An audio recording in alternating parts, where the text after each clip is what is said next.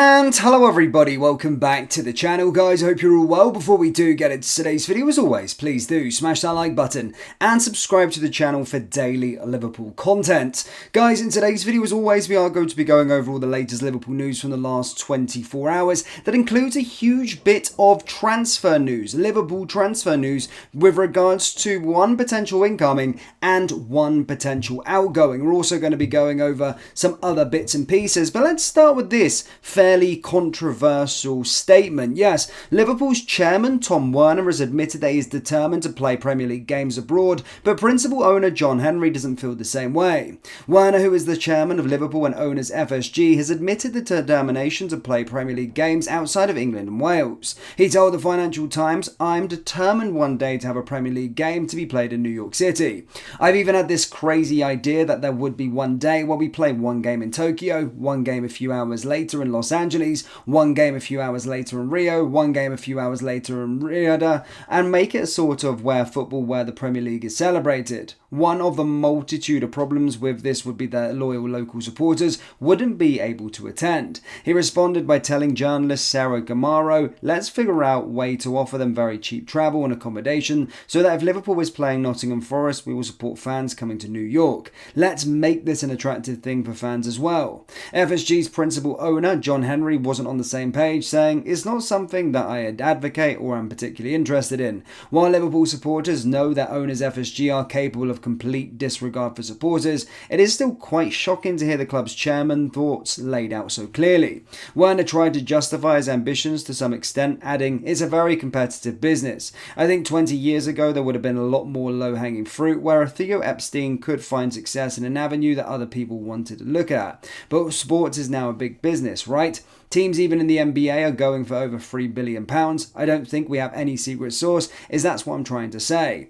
FSG brought Liverpool in 2010 for around £300 million. The club is now worth over 14 times that at £4.2 billion according to Forbes. There have been plenty of positives and plenty of negatives scattered across the current owner's reign. Recently they have kept out of the news and were carrying favour with some supporters. However, the latest comments from Liverpool's chairman Werner can only damage the relationship between owners and supporters. Bill Shankly once said, "As a football club, there's a holy trinity: the players, the manager and the supporters. Directors don't come into it, they are only there to sign cheques." Werner would do well to remember that.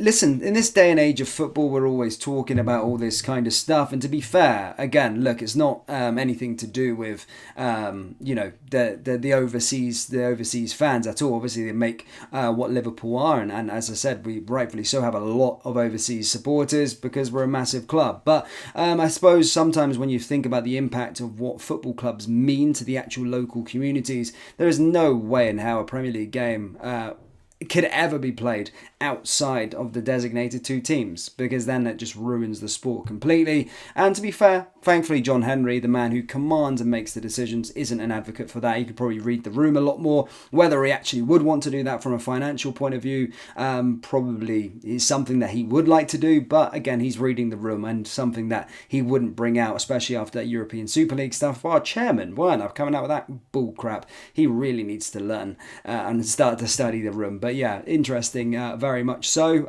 But again, I don't think that will ever happen. We've seen the outpour after the European Super League, and that sort of stuff will happen if a game is ever tried to be played abroad, or a Premier League game abroad.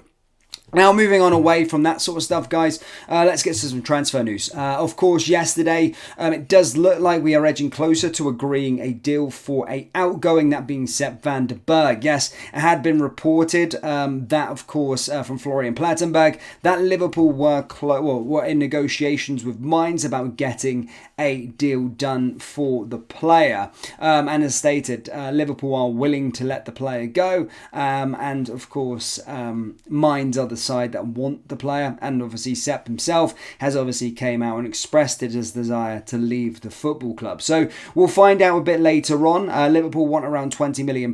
Mainz are desperate to keep the 22-year-old, but the price tag at this moment in time is out of their range. They are doing negotiations for it. However, if they can't meet the valuation, then another club will. As I said, we're not selling him on the cheap. We should be selling him on the cheap because this money does help us out, but it does look like he will be another outgoing this summer on a permanent basis. Now, moving into the more exciting stuff, guys, we have been keeping you up to date with regards to incomings in the transfer market.